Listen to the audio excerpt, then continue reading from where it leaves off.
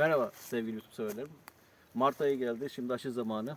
Aynı zamanda yerli ağaçlarımızdan, özellikle meyve ağaçlarından aşıları yaparak yerli türlerimizi korumaya çalışıyorum. Ülkemizin dışarıdan gelen meyve türlerini değil de özellikle yerli türlerimizi, teyzemizin de diktiği, bahçesine diktiği bu elma ağacından örnekler alarak şimdi Ceyhan hocamızın aşılamak istediği yerinden şey yapacağız. Aşı alırken arkadaşlar birkaç tane dipnotları da söyleyelim. Bakın şu ağacın gövdesinde gelmiş olan sürgünlerden asla aşı kalemi almayacaksınız.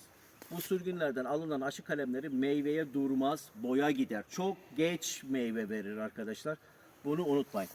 En önemli güzel olan, meyveyi verecek olan ilk sürgün. Bakın şurada en son sonbaharda sürmüş, geliştirmiş. İlk şurası bir yıllıklı sürgün. Şuradan şuraya kadar bir yılda oluşturmuş. Ben şuradan ikinci yılının şu boğumundan alarak buna pişmiş aşı kalemi de deniyor arkadaşlar. Şöyle göstereyim. Bir yandan elimi de bırakamıyorum. Yüksekteydi. Pişmiş aşı kalemi derler buna bu şekilde. Tutması olasılığı daha yüksektir. Çok esnek olan, şu ucundaki esnek olan yerden alırsanız bu aşı kalemi tutmaz. Çünkü suyunu çok çabuk kaybeder. Kaybettiğinden dolayı gelişme, yani kaynaşmayı sağlayamadan kurumasına vesile olduğundan dolayıdır. Bunu yere bırakıyorum. Şimdi bakın, siz bakın bakalım aşı kalem olarak alsam buradan hangisini alırım sizce? Şurada 3 tane dal var. Eğer ki bildiyseniz şunu alırım şuradan. Bir kalem daha buradan aldım. Şimdi diğer bir dala bir hoplama hareketi yaparak hoppa aldık. Bakıyoruz şimdi uygun olan var mı? Şu uygun mudur Mahmut Bey? Evet, o da uygun ama şu anda iki elimle böyle asıldığım için Tamam. askıda kaldığımdan Ben yardımcı olayım şöyle. Evet, Tamam. şu bakın, şu kalemi de alıyorum. Aşı gözeneklerine de dikkat ediyorum arkadaşlar, onu da söyleyeyim. Bu arada bakın 1, 2, 3. 3 tane gördüyseniz zaten kafidir. Ama şuradan ben geriden alıyorum. Bazen benden aşı kalemleri isteyenler oluyor. Onlar için de fazla miktarda keseceğim. Gönderiyorum. İsteyenlere de gönderiyorum arkadaşlar. Bir ücret talebimiz de yok. Ordu çevresinden, Samsun, Giresun tarafından aşı yapılmasını isteyenler varsa ücretsiz olarak aşı da yaparım. Bana ulaşmanız kafi. Yöresel meyvelerimizi koruma adına. Aynen. Şuradan ben tabii ki şu anda seri olarak alıyorum aşı kalemlerini. Teyzemiz bunu onayladığı için bu meyvesine güveniyoruz teyzemizin. İri oluyor dedi, erken oluyor dedi. Sulu bir Şurası da elmamız güzel oluyor gibi dedi. duruyor ama uzanabilecek Yukarısına, miyiz? evet, alırım. Az ayarabilirsem. Tamam. Evet. Şuradan şunu da alalım. Şuradan şunu da alalım. Evet. Bu ağaçtan alacağımız az da ayırabilir misin hocam? Şu uçta evet, var. Şurada gördüm. Evet, şurada. Evet. Tamam. Burada durduralım. Şimdi bunları bir toplayacağım. Yerdeler şu an. Evet arkadaşlar, Ceyhan abimizin bahçesine geldik. Bu bahçe atıl bir konumdaydı. İlk önce fındık bahçesi burayı gayet düzenli bir hale getirdi. Oralarını, fındık şeylerini eşti. Bunları da göstermek istiyorum. Bu önemli bir olay. Karadeniz'de Taraslama bu yaptık noktada burada. taraslama Çok olayını büyük genelde çalışmalar oldu. yapmazlar. Şurası olduğu gibi diken tarlasıydı. Evet, kendisi anlatsın. Evet. Şey yapmadan önce. Şimdi yüzü gözü açıldı, bir şeye benzedi. Bu gördüğünüz ham bir hurma ağacı arkadaşlar. Bu ağacın şimdi keserken bu tarafında da ateş yakılmış. Bakın şurayı göstereyim. Ateş yakılmasından dolayı burada alev yanığı olduğu için buraların hiçbir yerinden aşı yapılmaz bunun. Aşağıdaki en uygun olan yerine indim. Buraya dikkat etmeniz gerekiyor. Ve bu kalınlığı da güzel. Buradan ilk önce ağacımızı hemen gene kestik arkadaşlar. Kestiğiniz zaman aşı yapacağınız ağacını kestiğinizde bir bakın özellikle yüzeyine. Herhangi bir hasarı var mı? Evet, hasarı yok. Dolayısıyla bir aşağısını daha kesmemize gerek yok bu hurmamızın. Şimdi Ortada bir siyahlık nokta bu var. hurmada her zaman vardır. Özelliğidir hurmanın. Tamam. Aslında bu mobilya dekorasyonunda çok güzel bir desen verir arkadaşlar bu olay. Özü gibi mi acaba? Evet, özü zaten. Özüdür onun. Evet arkadaşlar, bıçağımızı açtık. Testereyle kestiğimiz için burayı hemen gene bu testere yanığı oluşuyor arkadaşlar. Testere yanığı oluştuğu için buranın ön kesimini, yalnız bu bıçağı böyle eğik tutmayacaksınız. Bunu keserken yatay tutacaksınız ki eğimli almayasınız. Düzgün alasınız diye. Düzgün bir şekilde bunun kenarlarını yontuyorum arkadaşlar. Ağacın gövdesine su yürümediği için yarma aşı yapacağım buna. Eğer ki su yürümüş olsaydı, yani yaprakları açmış olsaydı dahi aşı yapabilirdik. O durumda da arkadaşlar kabuk altı aşısı yapacaktım. Şimdi kenarlarını tekrardan yonttuk. Dolayısıyla burada arkadaşlar tutma olasılığını arttırmış olacağız. Şimdi hemen çizgi filmdeki olan Zagor'un tokmağını çıkartarak arkadaşlar, burada rüzgar hakimiyetliği ne tarafta? Biliyor musun? Pek bilmiyorum da. Ağaçların gövdesine bakalım. Evet. Evet, Doğuya bakıyor bahçe. Eğim öyle. Doğu bu taraf mı? Evet, kuzey şu Şimdi o taraf. zaman dere ırmağa bakarsak şu şekilde Evet. geliyor. Buradan ağrı geliyor rüzgarın bu tarafa doğru. Yani bu istikamete doğru gidiyor. O zaman diklemesine. Evet arkadaşlar, rüzgar istikametinin tersine, bakın şu istikamet rüzgar istikameti olmuş olacaktı. Rüzgar istikametinin tersine gelecek şekilde yarıyorum bunu. Neden bunu yapıyorum? Aşı kalem belli bir süre büyüdüğünde sallamasın diye yapıyoruz arkadaşlar. Bu da önemlidir. Yön bakılır.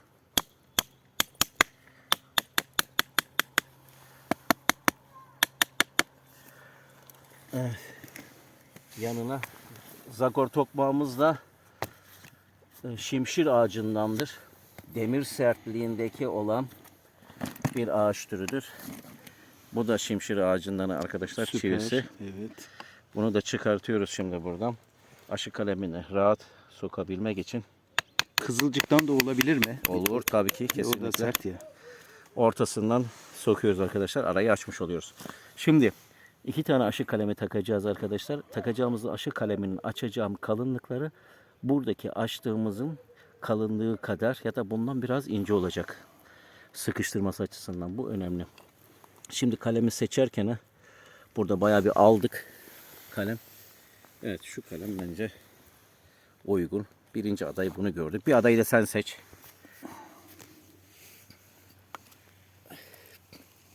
Onu mu seçiyoruz? Bakayım bir. Dibinde bir dal kanseri var ama o da Yok, onu keseceğiz. Şuradan keseceğim tamam. zaten. Uyar gibi düzgün Bu bir, uyar. Bu da düzgün uyar. bir Tamam. kalem. Tamam. Şu da olabilir ama şeyi çok geniş araları.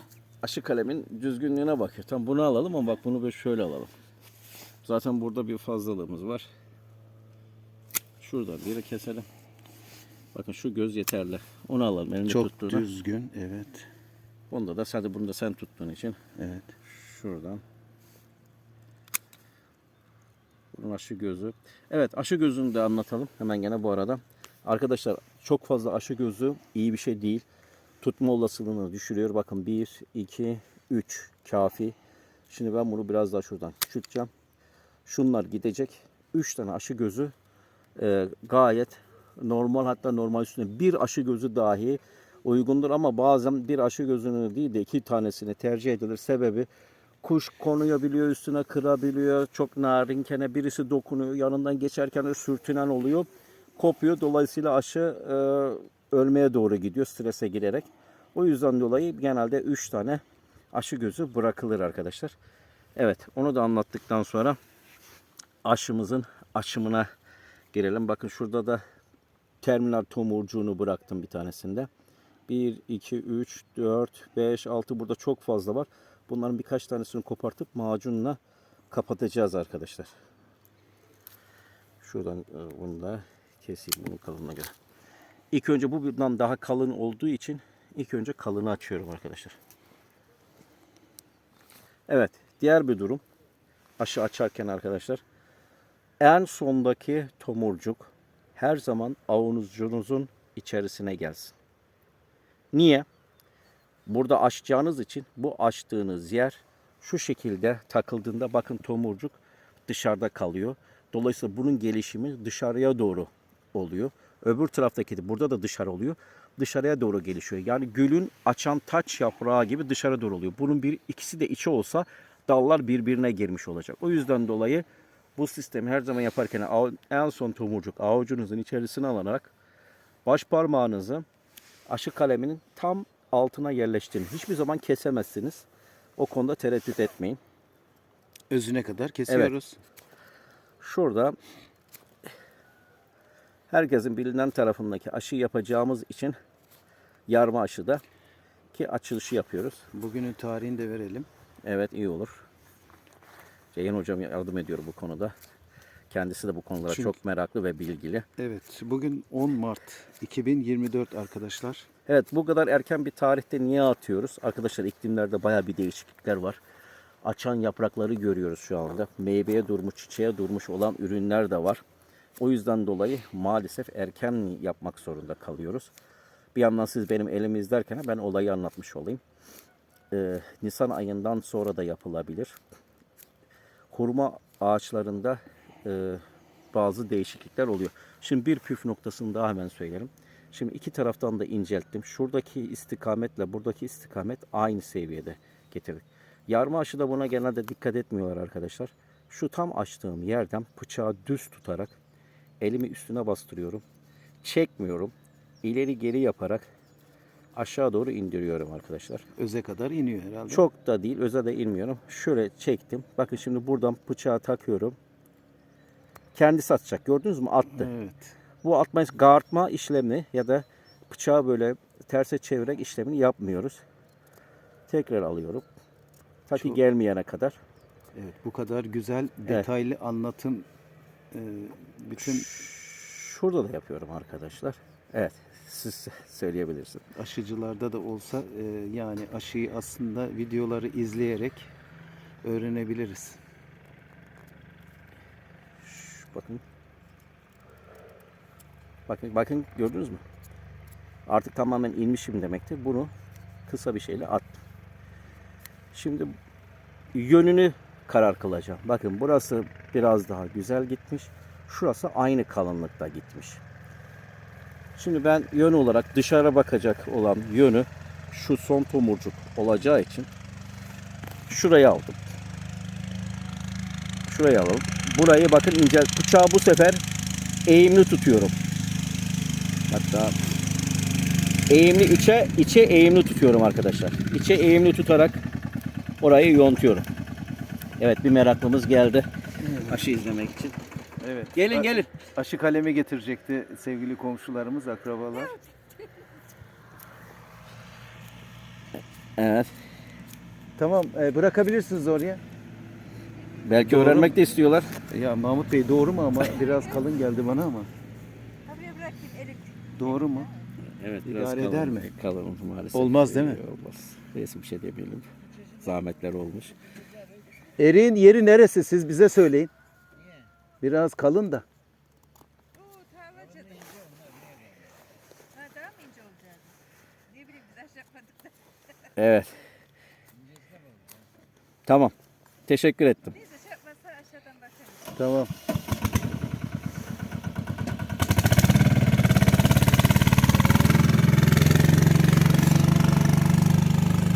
Evet.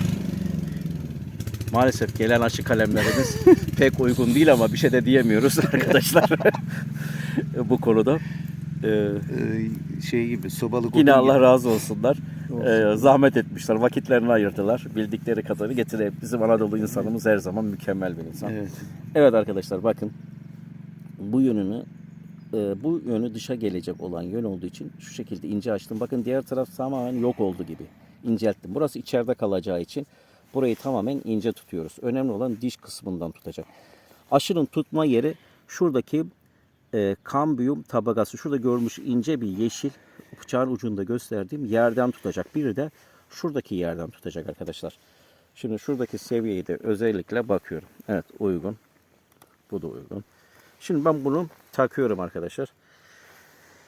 Şimdi bazı aşıcılar görüyorum. Evet. Orayı ağzıyla, tükürüğüyle ıslatıyor. Hayır. Bunun bir faydası var mıdır? Kesinlikle yoktur. Hatta bakteri bulaştırır. Yapmamak gerekiyor. Bakın ben bunu O aklıma geldi de şuradaki sorayım dedim. iyi ettin. Benim aklımdan çıkmıştı. Şurası kalyus tabakasının oradaki diğer kalyus tabakasıyla denk gelmesini sağlıyoruz arkadaşlar.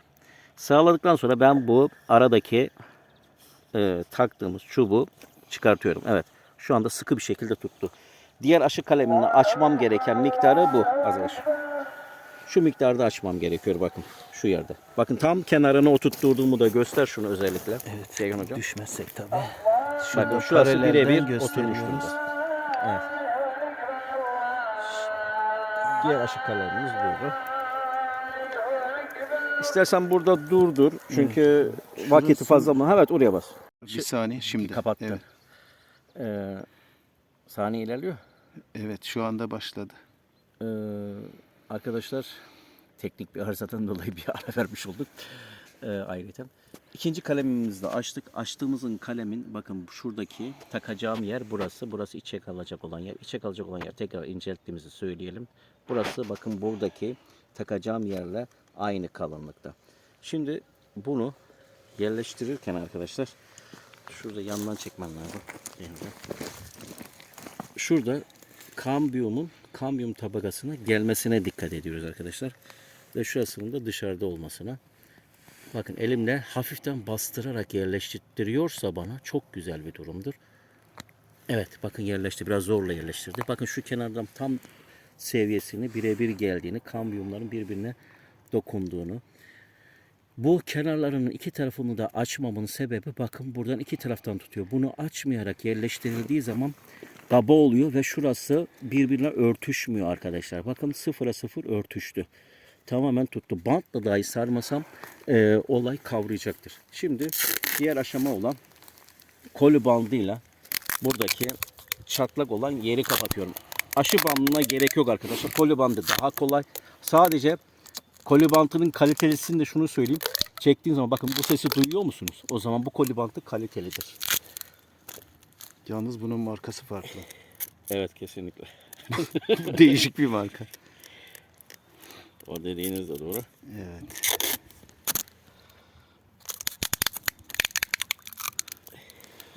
Bunu sertçe çekerseniz arkadaşlar bunu ne güneş ne de havanın soğukluğu halletmiyor.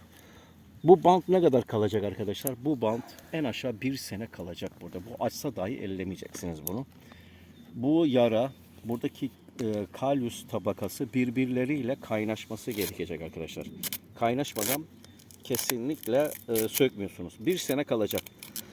Sürekli kalabilir mi? Hayır kalamaz. O zaman da boğmasına vesile oluyor.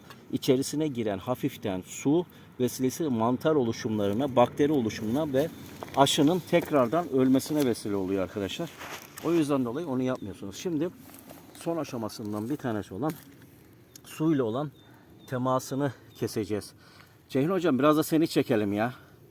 Bu işi de sen yap yani. Çırak Yani olarak. uzmanı olarak. Uzman olarak. Evet. Şimdi arkadaşlar ben ele aldım. Evet. Ceyhun Arkadaşlar, hocamıza verelim. ilk Şöyle defa de göstereyim. deneyeceğim. Mahmut kardeşime çok Evet, teşekkür bunları bir ediyorum. şey yapayım. Bu yaş olan bir odununu, bunun üstündeki yaş olan odununu aldım. Kenarlarını yonttum arkadaşlar. Sürerken bastırabilmesi için. Evet. Şu ortaya acıma. Benim malzemedir. Acıma. Orayı iyi koy. Kapatalım orayı. O yarıyı Evet. kapatmamız lazım. Oraya biraz fazla koy. Öyle sürme. Fazla koy. Oradan bir daha al. Araya sokma. Araya sokma. Araya sokma. Üstüne koy yeter. Şimdi ben de Ne kullandığımızda yeni söyleyeceğim arkadaşlar. öğreniyorum. Macun kullanmıyorum. Evet. Bu yeter. Bak oraya elleme daha. Heh, tamam. Şu şeyi kapat. Oraya kapat. Bir daha sür. Al al. Senin değil malzeme. Sür sür. Bol sür. Yok. Tamam. Buraya sür. Tamam. Evet. Şu kenarları şey yapabilirsin. Evet, şuraları da açık yaraları kapatalım. Önemli olan şuradaki şu tabakayı kapatmasıdır arkadaşlar. Kalyus tabakasının. Ortasını kapatmasa da olur ama sıkıntı değil. Kapatabilir. Bakın şu arkası sürdüğü yer önemlidir. Şu yere. Bunu da daha evvelki izlediğim videolardan öğrendiğim kadarıyla Evet. yanımda öğretmenim olması çok benim için Şöyle biraz avantaj kenardan tabii. çekeyim de. Şapkalı da çıkıyorsun ya. Şapkasız Evet. çıkmam diyorsun yani. Şapkası çıkmam. Hava soğuk zaten. Şuraya, evet, arkasına. Oradaki malzeme kafi. Evet. Şuradan biraz alırsan, şuradan üstünden, orada sürdüğün fazlalık var. Sonradan almasa sıkıntı olacak onu. Evet. Şu tepesini unutmayalım. Tamam. Şu tepeye. Bakın burası önemlidir arkadaşlar. Evet, oradan su kaybını. Evet, orada yok, onda yok. Tamam, onda O sıkıntı tamam yok. hocam. Şu arada bir hafiften bir boşluğum var. Burası da Bu yanı tersten olduğu olduğu için. Tamam mıdır? Ver bir bana. Şurada göremiyorsun tersten kaldığın için şurası. Evet. Hiçbir şekilde arkadaşlar boşluk bırakmıyorsunuz bunu. Hatta bakın bir tanesini de öyle yapabiliriz. Bununla tomurcuğunu kapatabilirsiniz. Bunu niçin yaparsınız? Don için yaparsınız. Donmasın diye. Yani dondan etkilenmesin diye. Bu ona sıcaklık etkisi yaratır arkadaşlar. Sadece bir tane tomurcuğunu bırakıyorum. Bu işlemi de yapabiliyorsunuz. Şunda biraz tomurcuğu fazla oldu.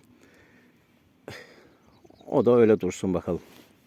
Evet, bu aşımız bitti arkadaşlar. Şimdilik bitti ama bunun Tutarsa hurmasını hep yemek beraber yiyeceğiz hurmasını. öyle mi olacak şey? İnşallah, Tamam o inşallah. zaman inşallah. Bir şeye vesile olmuş olduk. Şimdi diğer aşılara geçeceğiz biz arkadaşlar. Ben burada videomu sonlandırıyorum. Bir başka faydalı videoda görüşmek üzere. Hoşça kalın diyorum.